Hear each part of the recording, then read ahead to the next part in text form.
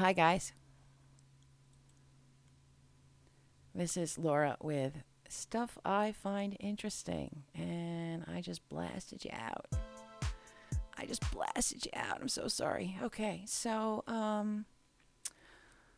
little late today, little disorganized, little kind of all over the place. Plus, I had a work thing. And plus, I got like really interested in my interesting stuff and I got way sidetracked. So, we're gonna we're gonna plow through this and we're gonna see where we end up. Okay, so hope everyone's having a good Monday. Um, Tuesday. It's Tuesday, guys. Oh my God. Holy crap. I was gonna say I swear I'm not always this ditzy, but that would be a total lie. I'm like a smart dumb person or a dumb smart person. I don't know. What would you say? I don't know. So this is a picture from a city tour in Ukraine. Where is it? I have no idea. This picture I saved because I thought it looked like the dude was going, "Hey, hey, what's up? Hey." And that kind of like kind of cracked me up a little bit. Is this thing like spinning? I don't feel like this thing is spinning or something. I don't know. Okay, there we go. Um, I was having some technical difficulties earlier. I always have technical difficulties. And then I get worried about what the camera looks like, what the lighting looks like.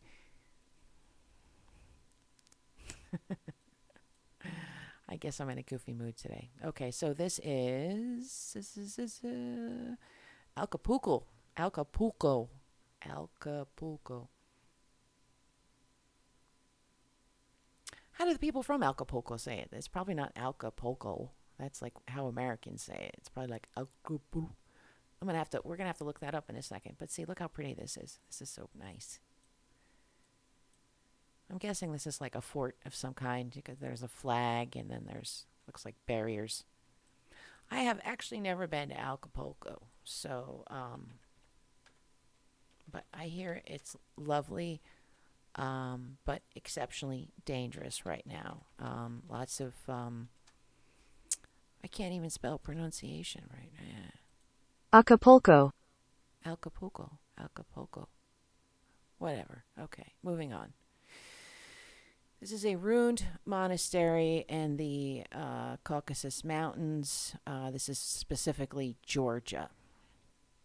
And the reason why I'm bringing up Georgia is because today's conspiracy is an introduction to Gog and Magog from the Bible.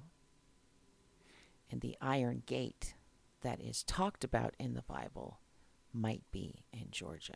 So some of these ruined structures could possibly be literally biblical. Potentially not. I don't know. I sounded real good, right? But I was serious about the Gog Magog stuff it being in Georgia. These are unique photos of 19th and 20th century Tbilisi. I always mispronounce that. Tbilisi. So this is water mills on the Metvari River. Boys swimming. Where? Do you see boys swimming? Oh, you know what? It's the top. Okay. There we have the boys swimming. This is an ancient fortress. Culture lasagna. Just incredible pictures. I'm gonna stop here because as you can see by the sidebar there thingy that I can keep going and going and going. Maybe I'll come back to it on the way out. But this is a funicular. Remember we looked at one yesterday? But this is like a death funicular. It's like, look at that thing. Very crazy. Look at this. This is beautiful. So we'll come back to that maybe at the end. We'll play some music and we'll look at the rest of these pictures because they're really quite extraordinary. I put them here mostly for you guys to sort of look at and marvel at, but I think it's worth coming back to. I also think it's worth coming back to in a future episode because this area this area is actually where I started out investigating. Like this was like the first, like Georgia was like the first, the country, not the state. was one of the first places I started looking into because it's pretty wow. The lost genius of the Hopewell. So these are I'm talking about this because it's something good in Ohio. Ohio's having a rough time right now. Let's see, we had the explosion of the deadly chemicals, which potentially poisoned an entire town and an entire watershed for hundreds of miles, and the metalworks plant that blew up. Right, that happened yesterday, and someone actually passed away from that. So, and I think 14 people were injured. So Ohio's having problems right now. They say things happen in threes, so I hope not. Okay, so the Hopewell Indians have these earthworks that have been submitted to be a World Heritage Site through UNESCO, and they are aligned to astronomical stuff. And based on where they're standing within these earthworks, they could make calculations about what season it was, all kinds of stuff, I guess. I read it, and it talks about a deliberate attempt to link these sites through geometry and astronomy. There's the Great Hopewell Road, which is a 60-mile ceremonial path, which is linked to the ceremonial site in Newark, and Chillicothe, which is considered the Hopewell homeland, and this area. So there's like this whole kind of network that the Hopewell Indians have done, and some of their lines have specific meanings. Like I was going to say like the Nazca lines, but the Nazca lines aren't necessarily astronomical. They're just like, there's like a monkey, there's like a spider. Not that they're not, that they don't have meaning. It's just a different kind of thing. So the Hopewell left no written history, but through the study of their earthworks, artwork, and burial practices, we are starting to understand just how advanced their society was. How many times do we hear that over and over and over? A new view of Ohio's past. So this is like 2,000 years ago. 2,000 years ago, doing advanced stuff that kids are not learning about in school. They should, right? People that live in Ohio might want to know about this. Be like, wow, that's really cool. It's my state, have some like pride and stuff. Anyway, that's for you to read and look at. Cities, towns named for Native American Indian chiefs. And Illinois and Indiana have 22. Michigan has 17. Wisconsin has 15. Oklahoma has 14. Iowa has 12. Ohio and Pennsylvania both have 7. Minnesota, Nebraska, New York have 6. Alabama, Kansas, and New Jersey have 5. And then these are the chiefs. And I'm going to look up this guy. He looks sad. Doesn't he look sad? He was a chief of the Kiowa tribe in Oklahoma. He was the last traditional chief. Son of Red Otter. Highly respected.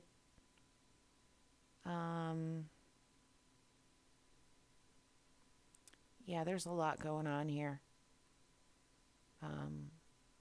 It just looks like he was a leader, and he was a firm believer in education, which was pretty forward thinking. He knew that in order for his people to get along in the white man's land, so to speak, they needed to get educated and fast. So, goodbye, Chief Affiatone. A portrait of Georgia's Soviet architecture. These are just cool pictures. I'm fascinated with brutalist architecture. There's something pretty about it. That's it? No way. I thought there was more than that. I've been robbed. Oh, no, wait, here we go. 1 of 10. Okay. Let me see if I can blow this up a little bit. Blow this up. There we go. Yeah. Go away. Interesting.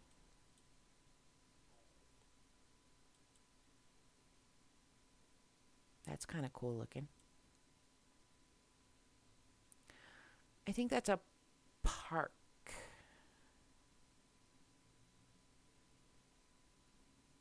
I don't actually know. This is the Friendship Monument. This one's crazy. Look at that. They're holding a sword. It took me a minute. I was like, is that a rocket? I thought it was a bomb.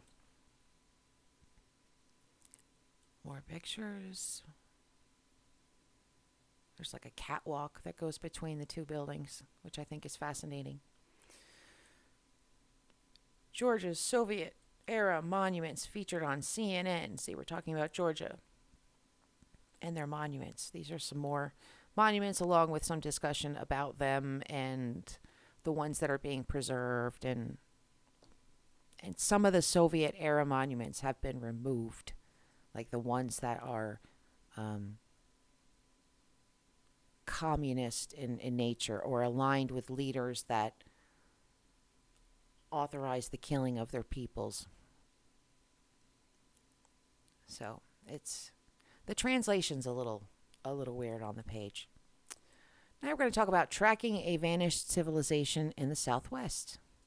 So 1,000 years ago is where the Anasazi lived. And they were incredibly advanced. Where is it? They carved a 30-foot wide corridor across the desert. 400 miles of these roads have been documented. They were probably used by Anasazi caravans. That seems pretty significant. 30-foot wide corridor through the freaking desert. So traders and migrants would have gone through there. There's rock art, petroglyphs. I didn't look to see if there was cupules. There probably is. They lived there for more than 1,000 years. So 2,000 years ago they lived, and then 1,000 years ago they were gone. By the 12th and 13th century, the 13th and 14th century, they were gone. And this talks about, this guy's just sort of like musing about walking around their places and what remains. And he's just sort of like, well, what happened to them? Where did they go? Where did they go? The mythical 7 cities of Cibola, which may or may not be connected to the Anasazi, I did not get a satisfactory answer to that when I looked it up. But early in the 16th century, Spain heard, hey, there's like gold, like just north of Mexico. There's like a ton of freaking gold, dude. You just got to go up there. So this guy, the story that there was gold came from this guy, Cabeza de Vaca, and 3 of his companions who were sole survivors of the shipwrecked Narvaez expedition. Not only were they sole survivors, but for 8 years they wandered through the American Southwest. And they talked about an incredible land to the north comprised of several large cities, with streets lined with goldsmith shops, houses of many stories, and doorways studded with emeralds and turquoise. And then there was a missionary who also went and ended up sadly getting killed. But he went also, and he had stuff to say about the area, that there was gold. So it talks about some of the different attempts to go in and to find stuff, and these guys were not finding anything. And then just when Coronado was going to give up, he got as far as the Grand Canyon. They met someone who they called the Turk, who told them about an unbelievably rich land further to the east called Quivira. The Turk stories renewed hopes among the Spaniards. So then the hunt was on again. The hunt was on. So Coronado didn't really accomplish what he set out. And it took him a good 4 years to kind of recover from this expedition because it was considered a failure. And this was in like the 1540s. And he died at the age of 42. So he was young. He was very young. So he died not having really accomplished much of anything. These are the cities that we are talking about, these cities here. So if we go up, we can see we have Quivera, Tiquao, and all of these other places that no longer exist, but were rumored to exist and had lots of gold. Some of these places are real and are still there, but there's cities that are listed here that are talked about in various texts and from various people, some of whom are reputable. There's just no record of them. Like, where did they go? Here's some stuff about Alvar Nunez Cabeza de Vaca. He's an interesting guy. He kind of called himself a medicine man for a while when they got stranded and spent like 8 years wandering around. He used his modern knowledge to help out all the people that he came across, and he actually was very forward thinking when it came to the Indians and was appalled by how they were treated by his fellow Spaniards, and he tried to encourage people to, like, be nice. And he was considered a proto-anthropologist because he had many detailed accounts of the tribes that he encountered. So this was someone who was meticulous. This isn't someone who was just sort of like, like flailing about. Like, he was actually doing stuff. Here's another picture. This is zoomable, I think. Here we go. Let's go over. Where is it? No. Wait, is that it? Just when I think I got it. Well, this says New Mexico, so this has got to be it up here.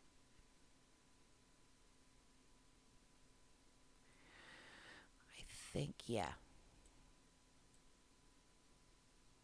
I believe this is it. But it's a map that also backs up the fact that it was reported that were things there at one time that people could no longer find and have not found. So, moving on. Scholars have decoded the world's oldest sentence written with an alphabet. You want to know what it is? May this tusk root out the lice of the hair and the beard.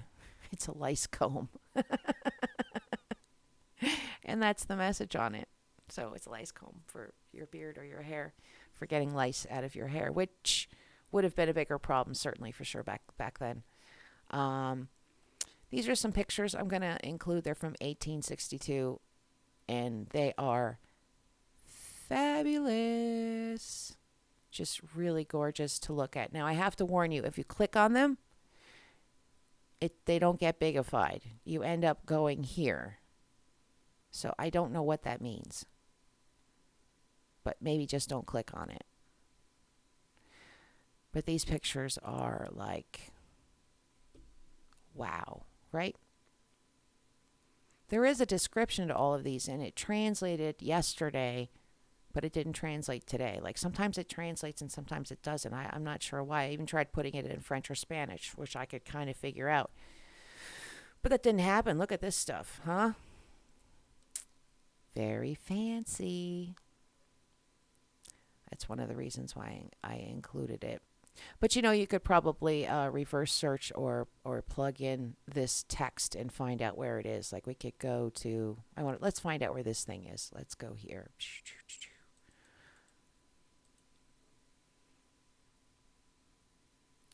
All right, let's click on it.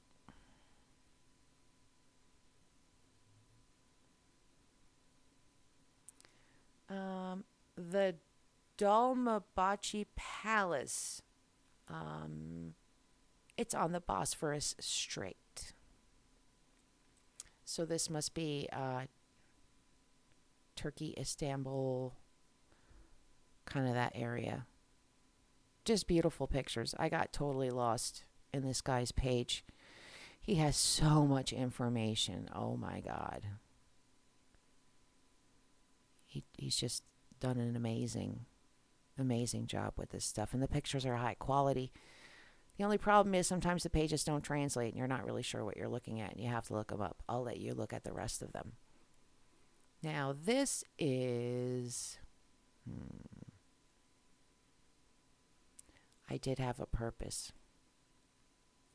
And I think I got sidetracked. Give me a second here.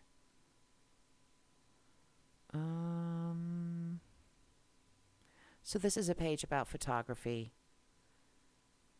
We have some 1850s pictures of Egypt, images of Persia between 1898 and 1907. I think I was just showing this to you guys so that you can go, poke around if you wanted to. I don't think I really had any particular thing. I do have to warn you, there are naked people in some of the pictures. So, if you're in a place where that's not a good thing, then don't look at this page. Okay, this is an excerpt about Gog and Magog in ethnography in the apocalyptic tradition. What does that mean? That means within the maps, there's biblical stuff, like the Magog and Magog, the Iron Mountain.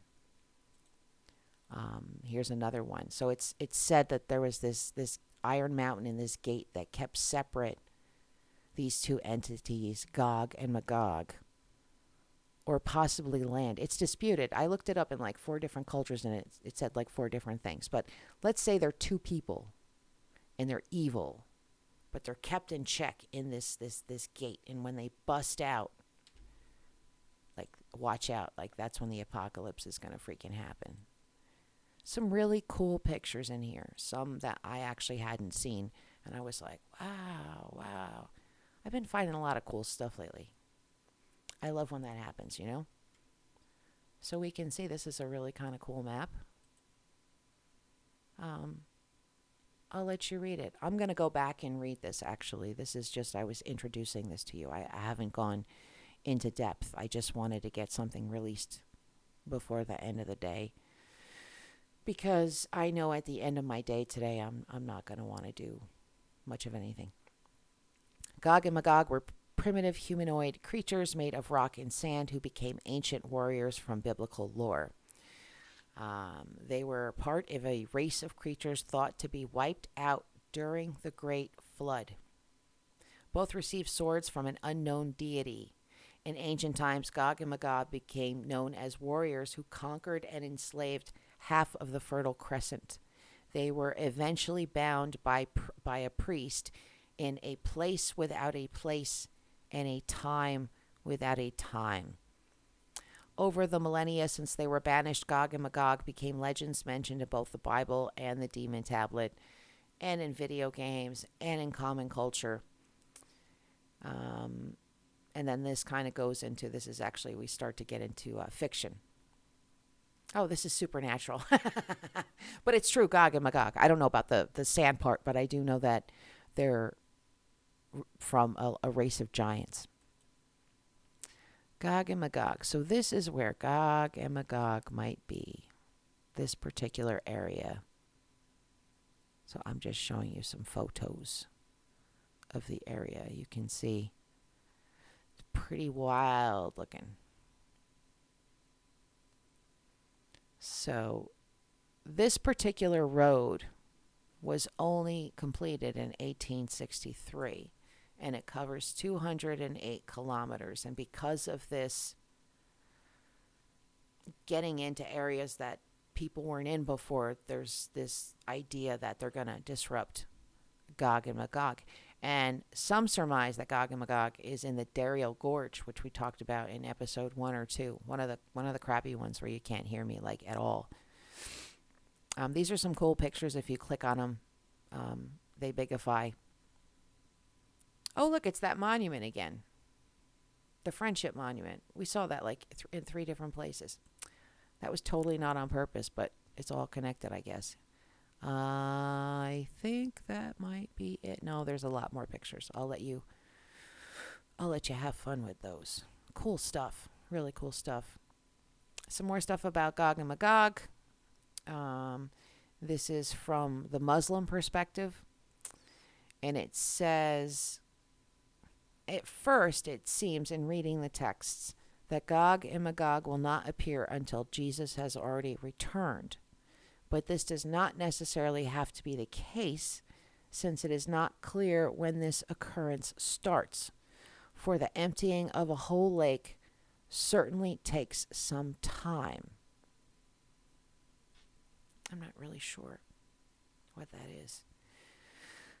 But the Caucasus conforms to the description. It mentions the Scythians. It mentions the Darial Gorge.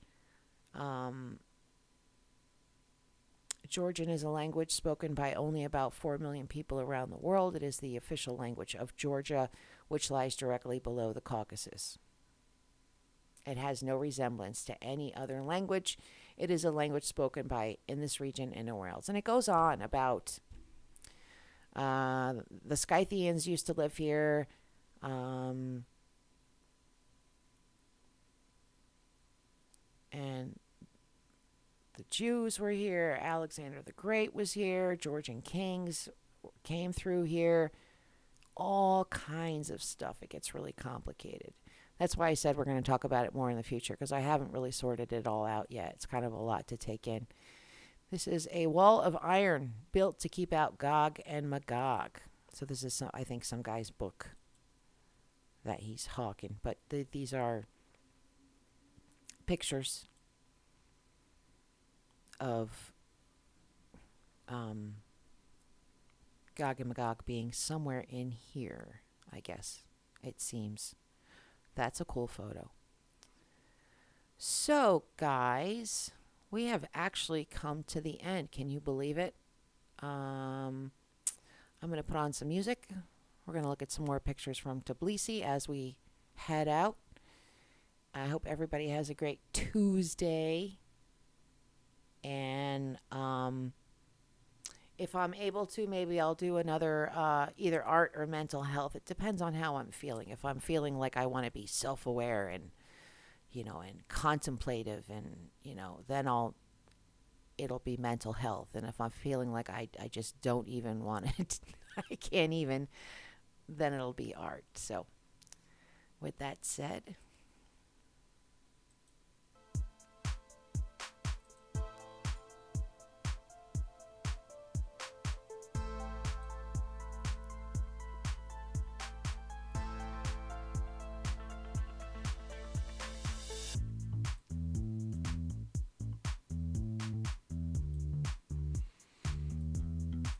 God damn it, forget it. Yay.